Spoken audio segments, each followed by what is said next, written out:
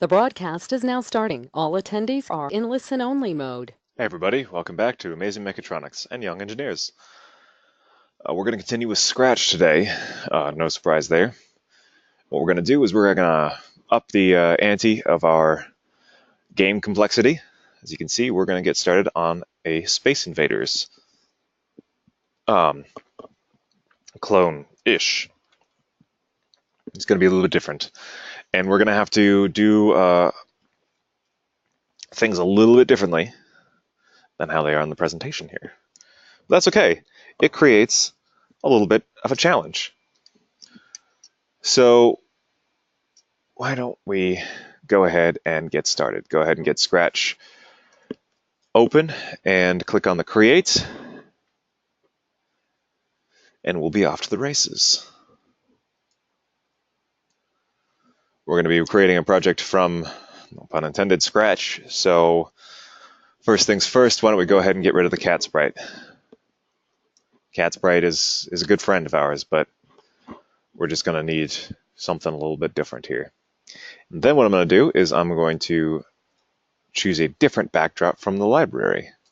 I can do that by clicking on this Choose Backdrop from Library button underneath New Backdrop, which is underneath the backdrop selectable here on the side. And I'm just going to go ahead and grab myself this one labeled Stars, because we're going to be out in space.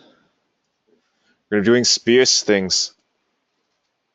So this will be our backdrop, and it'll be wonderful.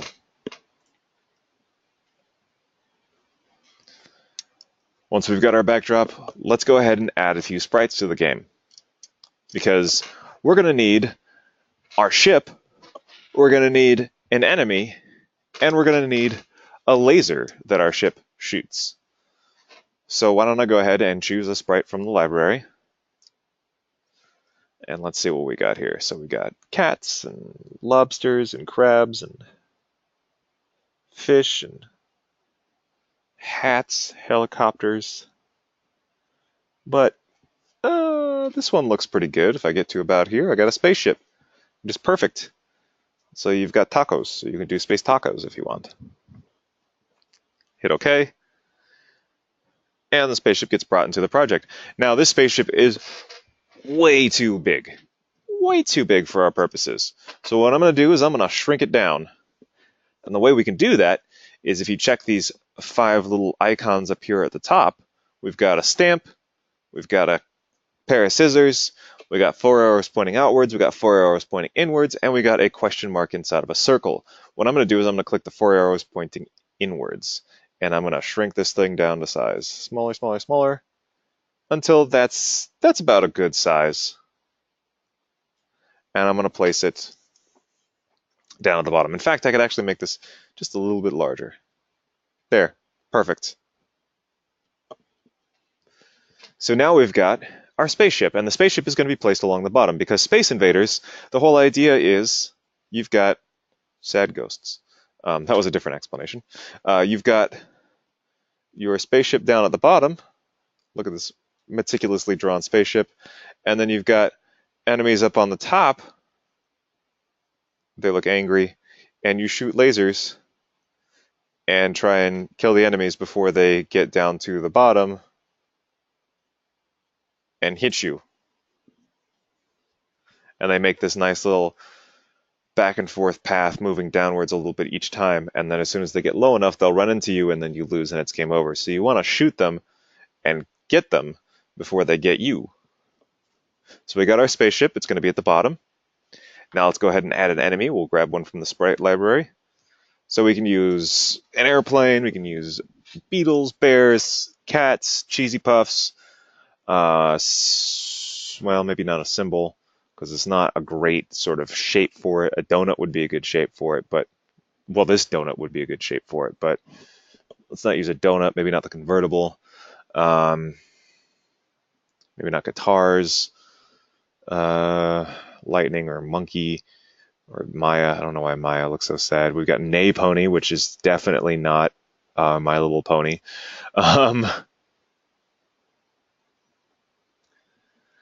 The hippo, yeah, sure, why not? We'll use the hippo. So we'll bring in the hippo and we'll shrink it down. So the hippo is now roughly the same size as the spaceship. It's not, a perfect one-to-one thing, but it's pretty close. And we'll throw the hippo up here. So again, what'll happen is this will go to the right, and then it'll hit the edge. It'll go down a little bit, and it'll go to the left, and hit the edge, and go down a little bit, and go to the right, and hit the edge, and you get the idea. And it'll just go back and forth, and back and forth, and back and forth, until it hits the ship, and then we lose. Now we need one for the laser, and there are potentially a couple of okay options in the sprite library. What we're going to do is we're going to draw our own. So I'm going to paint a new sprite, and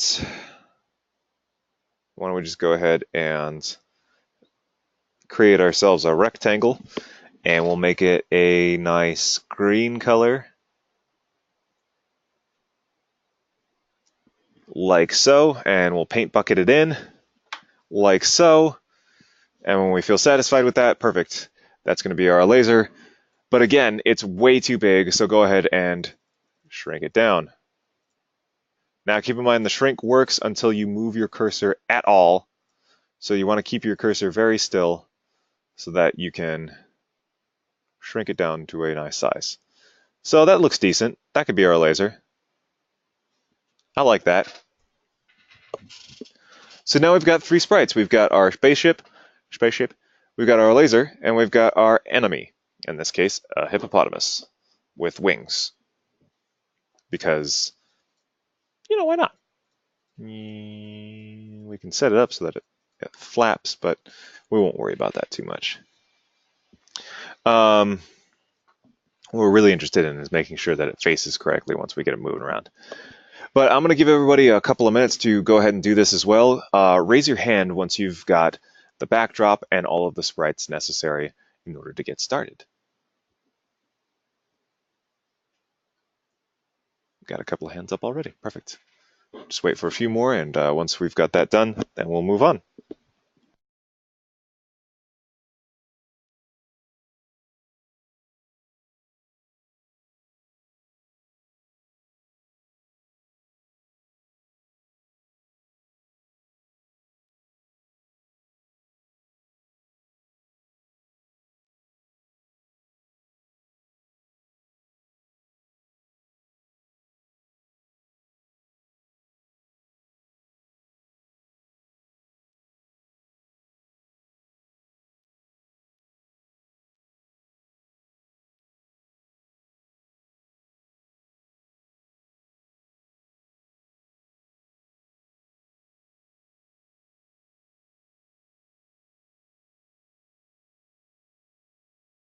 All right, cool. We got everybody's hands up.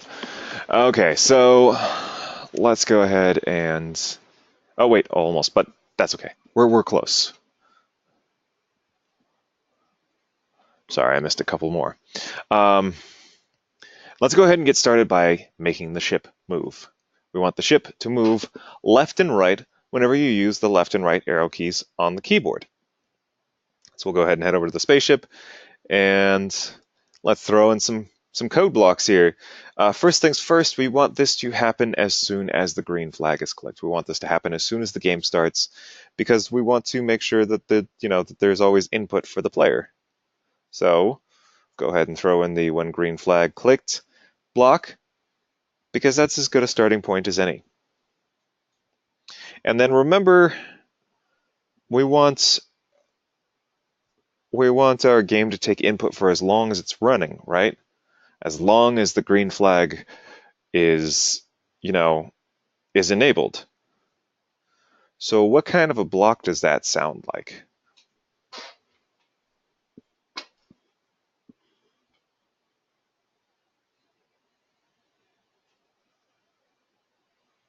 Yeah.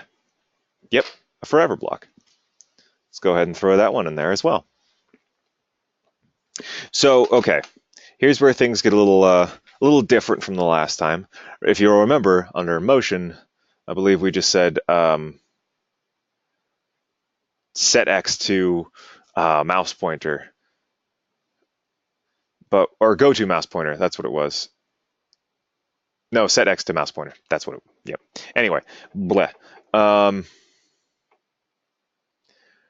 what we want to do is we want to not have the ship be moving all the time, but only when we press certain keys. So if we press the left key, we want to make it move to the left. If we press the right key, we want to make it move to the right. So I don't know about you, but that sounds like a couple of if statements. So let's go ahead and throw those in there. So we've got one for left and one for right. And we'll go ahead and throw in a couple of key pressed and set those up to be the appropriate things. So if left arrow is pressed and if right arrow is pressed. Now we want the ship to move to the left or the right. In this case, we'll go to the motion tab and we'll have two change X blocks that we'll utilize. Now, if you'll remember, the canvas is made up of a grid of X and Y values. And if I move my cursor around, I can see the X and Y first off are just flipping out and wigging out. But more importantly, if I move it to the right, I can see that the X increases. And if I move it to the left, I can see that the X decreases and becomes more negative. So maybe we'll want to change X by a positive value if the right arrow is pressed, and change X by a negative value if the left arrow is pressed. Let's go ahead and test it out. Sure enough, hitting the left and right arrow keys, the ship moves left and right. Cool. All right, so we got control. And let's just go ahead and set the spaceship position as soon as it gets started as well. So we're going to say go to X 0 and Y -150. So if we start this up, it's always going to be at the middle bottom of the screen, no matter what. Well, it's close. It's not quite there. Let's do X10. X20. That looks close to the middle of the screen. It's a little bit off for a reason that I'll start explaining in a moment here. But maybe you might want to fiddle with your X value until it looks like it's at the middle of the screen. So, our spaceship is now operating as it should. Awesome. Now what? Well, let's get the laser shooting off of the spaceship. That seems like a reasonable thing, right? So maybe we should have the laser just not be sitting right here, visible to the rest of the world. Maybe we should have the laser hide itself as soon as the game starts, because hiding it is basically the same thing as it not being there, right? If we don't see it, it's like it's not there. Also, if it's not interacting with anything, it's like it's not there. But if we don't see it, it's like it's not there. So maybe we hide it right at the beginning of the game, just so it looks like there's no laser floating out in the middle of space. So when green flag is clicked, we'll hide it, like so. Pretty simple, right? So if we hit the green flag, the spaceship will move to its correct position and the laser will disappear. Boop. Perfect. Now we want the laser to appear and fly upwards anytime the spacebar is pressed. Well, and there's not already a laser on the screen, but we'll get to that as well. So that's going to be another one of these event blocks. In this case, it's going to be when the space key is pressed. So anytime the space key is pressed, we want the laser to go to the position of the spaceship. So we want it to go to, excuse me, there we go, spaceship, and show itself. So now we want it to be visible as soon as the spacebar is pressed. and we want it to go to the position of the spaceship. So if I hit the green flag, we should see this boop, and sure enough, there it is.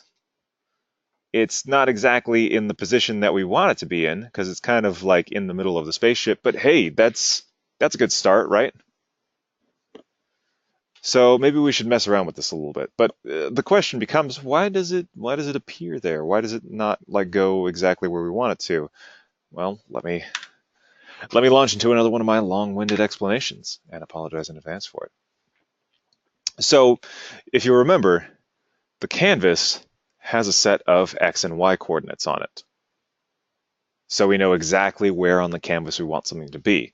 Now, the thing I've never really said before, but is the truth, is all of our sprites are the same way. This is a hippo, by the way. This is an incredibly poorly drawn hippo. Good Lord.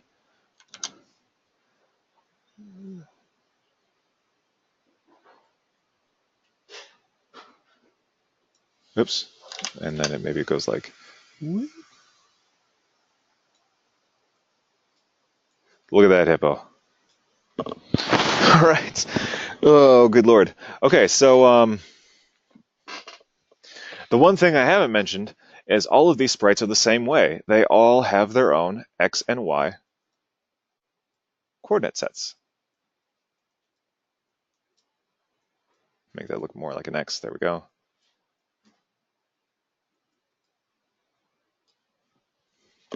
And that's because they can sort of be broken up into their own little, like, where does it exist?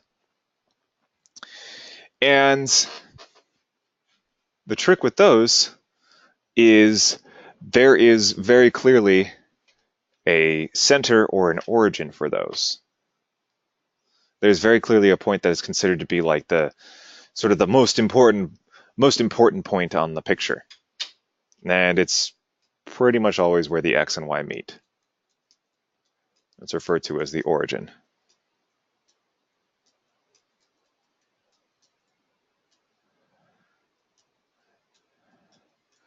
And the origin is important because the origin is used for everything. When we say, hey, spaceship, go to x, 20, y, negative 150, what it does is it places the origin of the spaceship at that location. When we say, hey, move the laser to the spaceship's position, what it does is it moves the origin of the laser to the origin of the spaceship. I see you probably get the idea of where I'm going here. So that's exactly what's happening here, is the origin of the laser is currently overlapping the origin of the spaceship. Problem is, computers are dumb. They don't really realize that, hey, we maybe don't want that. We want it to be coming from the tip of the spaceship so it looks like a laser is flying out. So maybe we'll need to make some adjustments there. What we'll need to do is we'll need to move the Y position of the laser. So now what we've done is we said, hey, okay, so like move the laser to where the spaceship is, but don't just be a big old dummy and just like put it right there, because that doesn't mean anything to us. Once that's done, we'll need to change the Y position of the laser by a little bit. So we're doing two things. We're moving the origin of the laser to the origin of the spaceship, and then we're moving the origin of the laser up a little bit on the Y-axis. The two of those things should make the laser look like it's coming out of the end of the spaceship, like, a laser cannon would probably have happen. And then we're going to show it so that all of this stuff happens seamlessly and the person never actually sees it happen. So let's adjust our Y coordinate. Let's go 40. That's a little bit too far. Let's say 35. And it looks like the X needs to be adjusted a little bit as well so that it is centered over the spaceship. So we're going to change X by, let's say, 3. Too far. 2. Still too far. 1. We just needed to change the X by 1. And there you go. Now it looks like it's coming out of the end of the spaceship like a proper laser should. Now, if we hit the green flag, and when then we hit the space bar, boop, there it is. It appears right there. But the laser doesn't go anywhere yet, so we need to fix that. So maybe we'll want the laser to change its Y by a certain value. In this case, probably 10. 10 works. And we'll need to throw that into a repeat so that it flies up a certain distance a certain number of times. And then when that's done, it'll hide. So basically it'll fly up a certain distance and then it'll disappear. So let's test it out. Pew, pew, pew, pew. Look at that. We got a shooting laser. Now we can adjust how far the laser moves by adjusting how many times it repeats. So if we change the repeat to say 25, and then we shoot, pew, it reaches almost the edge of the screen. Maybe we make it 30. And fire again. And there it goes, off the edge of the screen. Now, as a little aside, it's actually not really possible for anything to fly off the edge of the screen in Scratch. What's really happening there is it's hitting the edge of the screen and then it's disappearing just by pure chance, just because that's exactly as many loops as it takes to reach the edge of the screen before disappearing. But to us, because it happens so quickly, it looks like it's flying off the edge of the screen. So, cool. We've got a firing laser now. Now we just want that laser to make the hippo disappear if it hits it. It's really kind of creepy how they put veins on the wings. Like, it makes me feel uncomfortable. That is an amount of detail for the hippo that was unwarranted. Anyway. So now we got a spaceship that moves left and right. The laser always comes out of the spaceship no matter where the spaceship is, and it flies up towards the edge of the screen and disappears. Now, there is a caveat.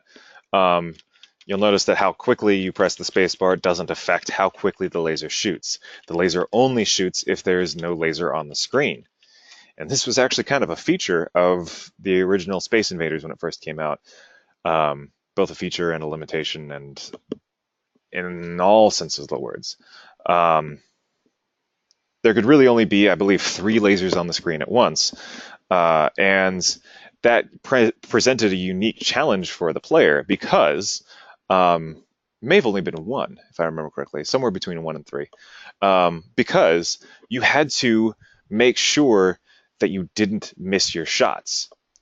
Because if a laser hit an alien, the laser would disappear and the alien would disappear, and that laser would no longer be on the screen, which meant that you could it was only 1? Okay. Which meant that you could shoot again.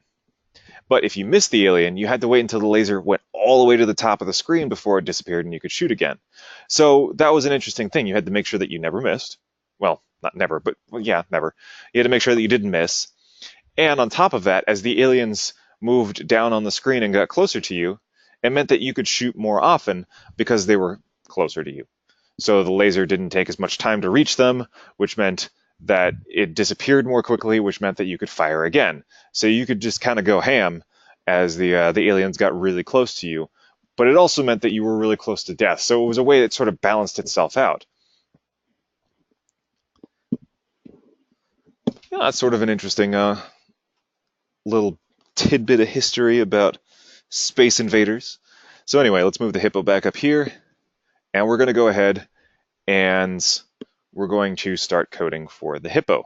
Now the hippo needs to, first and foremost, needs to disappear as soon as it gets hit by a laser. So we'll go ahead and when green flag is clicked, we'll make sure it shows itself, because we want it to reappear as soon as the game starts, and we want it to go to X0 and Y 100. So if we hit the green flag, boop. All right, so it's not entirely centered. Maybe we make it X5.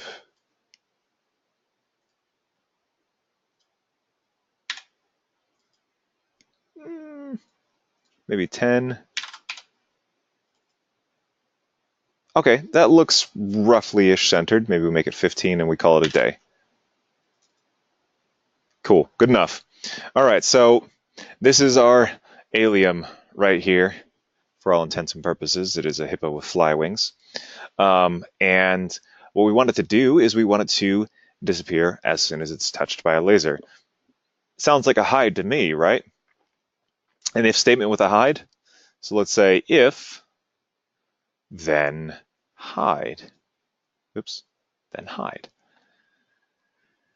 And we want to see if it is touching sprite 1, because that's what my laser is called. It's just called sprite 1. So if it's touching sprite 1, then hide. And we hit the play button and we shoot, and it doesn't disappear. So what am I missing? Anybody have any idea?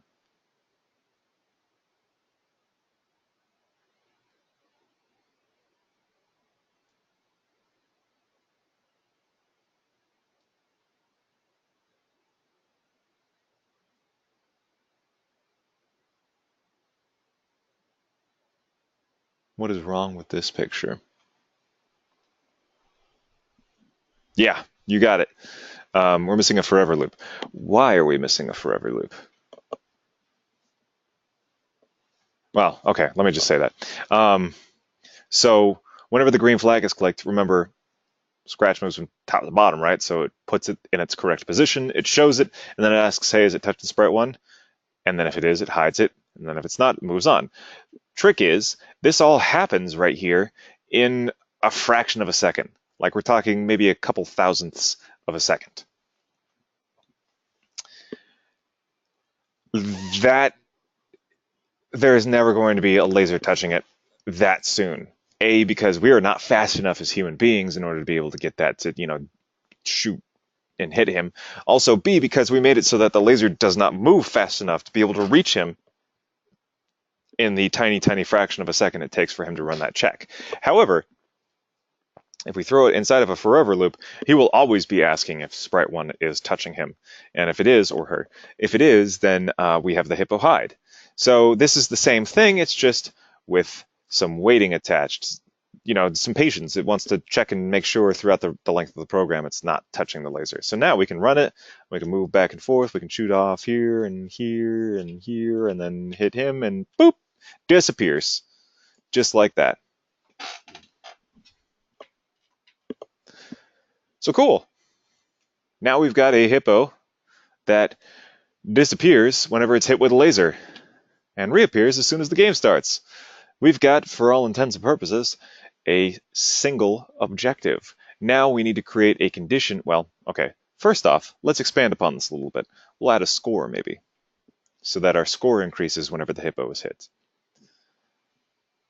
Nothing crazy, but it'll give us a starting point for our variables and our win condition and everything. So we'll go down to data, and we'll make a variable, and we will call it score. And we will turn off caps lock.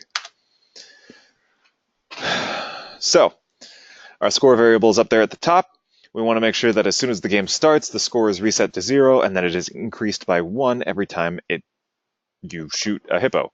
So we'll change score by 1 here and under touching sprite 1, and we will set score to 0 under here in the spaceship. Now we don't really need to do it here. We could actually do it here for the hippo. We could set score to 0 on the hippo's code, or we could set score to 0 on the sprite's code. When the green flag is clicked, we'll set score to 0 and then hide the sprite 1, the laser. It doesn't really matter where it's put. It's just, I feel like that's as far as thinking about it and structuring the program in your head, that's maybe a good place to put it, because the player is going to be the one constant in all of this. The enemies can come and go, but the player should always be there as long as the game is running. So if we set the score to 0 there, we can keep track of it more easily. However, the hippo was the one that determines whether or not the score goes up, because it doesn't go up until it dies or gets shot or whatever. So we put the score change on the hippo. Again, that has nothing to do with anything except for just sort of how I might structure the program in my head. Although it might not be a bad idea for you guys to think about that kind of stuff too, because as your programs get larger, you kind of want that sort of thing so that the program has a structure that makes sense to you. So as it stands right now, if we were to run the program, we should see that the score goes up by 1 whenever the hippo's hit, and it does. And the score gets reset every time the green flag is clicked. which it does. So cool. We're good to go as far as that's concerned.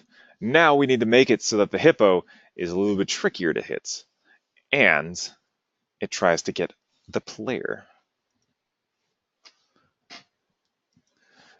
So we do that with some tactically placed X changes and Y changes, and maybe another variable, in this case, speed. Because if we affect the hippo's speed with a speed variable, we can then affect how difficult the game is. We can increase speed if we want it to be harder. We can decrease speed if we want it to be easier. You get where I'm going with this.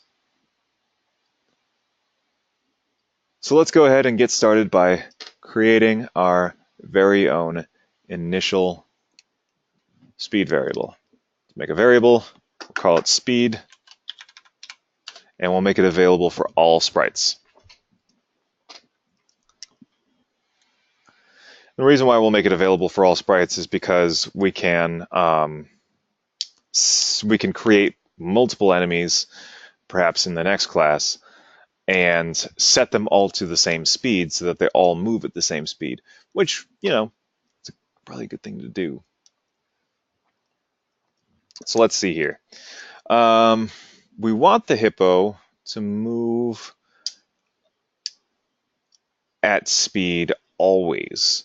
So it's probably going to be outside of an if statement. However, it's probably going to be inside of a forever loop. So let's go ahead and we'll drag out a speed variable, and we'll drag out a couple of set speeds. And under motion, we're going to change x by. We're going to change x by speed, because we want to make sure that the speed is the value that moves the hippo. So if we set speed to 10 up here at the top, then we know that the hippo will always move 10. However, we can set the speed to 0 as soon as the hippo is shot, so it isn't continually moving, but just hidden. So now if we run it, the hippo moves off to the side of the screen, and then kind of just gets stuck there, because we can't actually have sprites move entirely off the side of the canvas. Now, the way I've got this set up with set speed to 10 and set speed to 0 whenever it gets shot can create perhaps some problems as soon as we start introducing multiple enemies. Yeah, we could do that as well, but we're actually going to make it so that the hippo moves back and forth. So this could theoretically be an issue, the way we've got it set up, as soon as we've got multiple enemies. And can anybody maybe figure out why? So if speed is used for all of our enemies, why might the way we have this coded right now be a problem?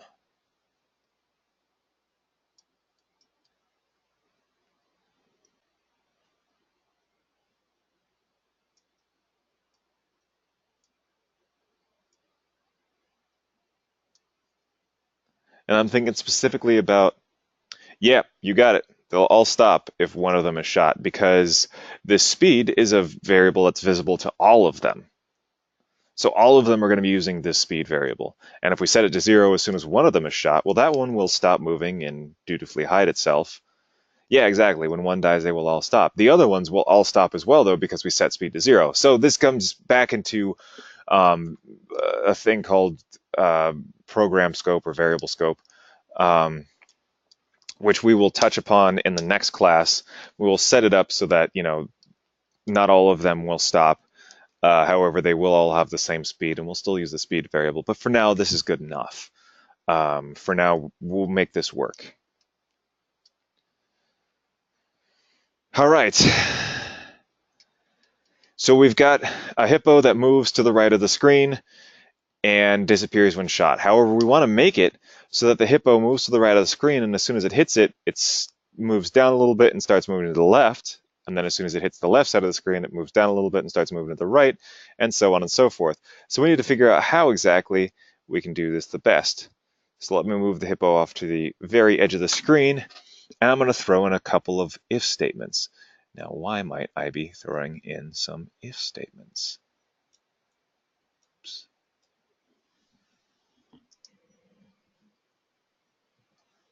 Well, I'm sure you guys know, we're going to ask if the hippo's on the left side of the screen or if the hippo's on the right side of the screen. And the way this is done is by checking the X position of the hippo. Yeah, we could do, so before we could do of touching edge, but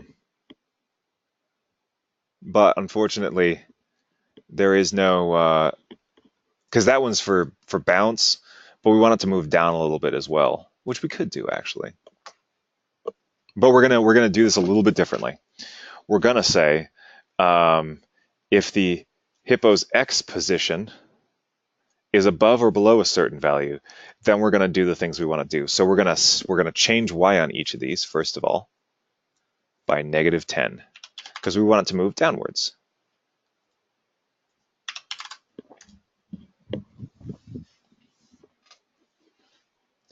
And then we're going to set the speed variable to either a positive or a negative value. And we'll worry about that in a moment.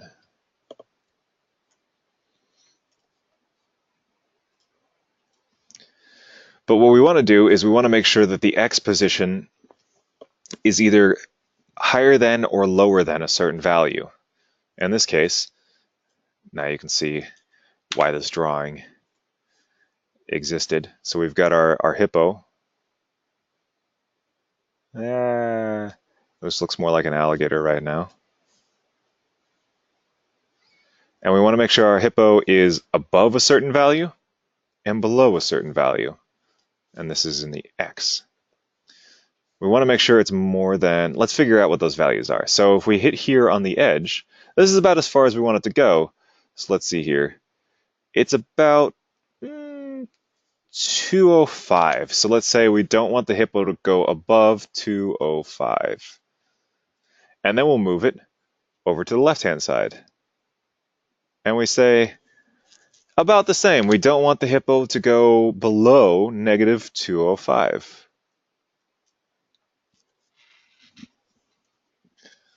So we want to make sure that the position of the hippo always stays between those values. We never want it to go above 205, and we never want it to go below -205, which means that we'll be doing a check here.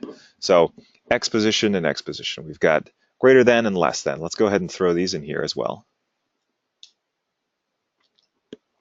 And we'll say if X position and if X position, so these will be put in here. So now you got greater than and less than. And we want to say, let's see here. So if the hippo is less than 205, everything's cool. If the hippo is greater than -205, everything's cool. We want things to happen when it's outside of those values. So if the hippo's X position is greater than 205, greater than 205, or less than -205. So if the X position is less than -205, we'll do a thing. If the X position is greater than 205, we'll do a thing. Because these are the points where our parameters for where the hippo should be are no longer true, right? So then we move it down and we set it to go in the other direction. So if it's greater than 205, it means it's on this side of the screen. And so we want it to start going backwards. So we'll set speed to -10, which means it'll start going in the other direction. If it's less than -205, it means it's on this side of the screen, which we want it to go down, and this we want it to start moving to the right, so we set speed to be +10. So let's go ahead and test it out. And look at that. Just very gradually, it will make its way down, and we can shoot it, and it'll disappear. Now, as a final note, I'm going to do this. You guys can do this as well if you'd like. I'm going to get rid of the second costume on the hippo, and I'm going to duplicate the first one. And the reason, just by right-clicking and selecting duplicate, and the reason I'm doing that is because I'm going to flip it horizontally. So now we've got one that's facing to the right and one that's facing to the left. And under looks, I can switch the hippo's costume. So this way, I can set the hippo's costume to be facing in the appropriate direction. Hippo 1A if we want it to be facing to the right, and Hippo 1A2 if we want it to be facing to the left. And if we watch this, now we see that it flips back and forth, and it looks nice and lively. And now we can follow it and shoot it and miss, and boom, we're good to go. We've won. So check it out. We've got the makings of a game, beginnings of a game. We have a win condition. There are no more hippos on the screen. We don't really have a lose condition, insofar that the game doesn't really do anything if the hippos hit your ship. And I guess by the same token, the game doesn't really do anything if all the hippos are shot. It just kind of exists. So I suppose we don't really have a win condition either. But regardless, we've got an enemy. That enemy moves. It's got some very, very simple artificial intelligence. Check that out. You guys made very, very simple artificial intelligence. If we want to split hairs here, that's in game programming terms, that's AI. Even if it's just dead simple and super, well, dumb. All it does is it moves left or right, and it goes down a little bit if it hits the edge of the screen. That is literally our entire AI. But you made it. You created some logic and set it up, and now our hippo moves. Now you can see a little bit of the power of variables as well, because all we had to do was just change the variable on the fly, and the hippo was moving in the appropriate direction. If we really wanted to, we could say like, oh, change y by negative speed or something like that, which I don't think is a possibility, because I don't think there's a negative modifier. But regardless, you would be able to, yeah, you could probably do this. Okay. You would be able to set it up so that we could change the difficulty, which would change the speed, and that would not only affect how fast the hippo moves left and right, it would also affect how far down the hippo moves every time it hits the edge of the screen. So if we do, well, instead of 10, we do 0 minus speed, we could make the hippo move downwards. It'd be a little bit wonky on one edge, but you could make it work. And that would be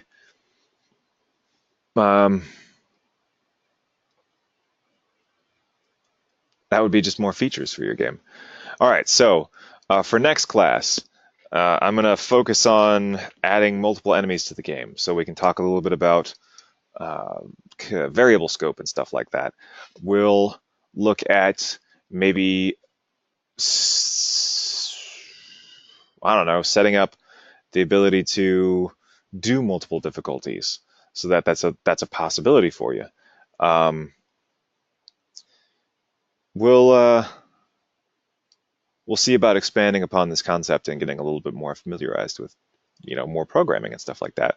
But as it stands right now, unfortunately, there really isn't enough time to introduce a new concept. So I'm going to go ahead and call it a class here. We'll do the poll questions. It gives us plenty of time for question and answer time. So if you've got any questions about anything, I'll be here. Otherwise, you are more than welcome to head out after the poll questions. Have a wonderful weekend, and we will see you next Tuesday. All right, so here we go.